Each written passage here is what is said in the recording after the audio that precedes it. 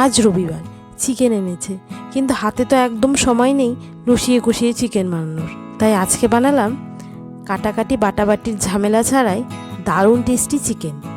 প্রথমে আমি 1 কেজির মতন মাংস ভালো করে ধুয়ে একটা হাঁড়িতে নিয়ে নিলাম। এবার 5টার মতন পেঁয়াজ ভালো করে কুচি কুচি করে কেটে নিলাম।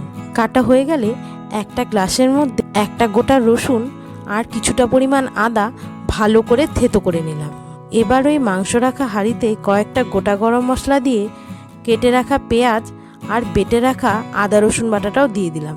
এবার দিয়ে দিলাম জিরে গুঁড়ো, ধনে গুঁড়ো, লঙ্কার গুঁড়ো, 2 চামচের মতন নুন, হলুদ গুঁড়ো, 100 গ্রামের মতন ফ্যাটানো টক দই। আর মাংসর মধ্যে তো আলু না দিলে ভালোই লাগে না, তাই কয়েকটা আলুও দিয়ে দিলাম। এবার মাংসটা ভালো করে হাত দিয়ে মেখে 40 মিনিটের জন্য অল্প আঁচে গ্যাসে বসিয়ে দিলাম। মাঝখানে একবার ঢাকনা তুলে দেখলাম মাংস থেকে বেশ খানিকটা জল বেরিয়েছে। সবশেষে মাংস ভালো করে সেদ্ধ হয়ে গেলে উপর থেকে কিছুটা পরিমাণ গরম মশলা গুঁড়ো আর কাসুরি মেথি ছড়িয়ে পরিবেশন করলাম এই দারুণ টেস্টি ব্যাচেলার চিকেন।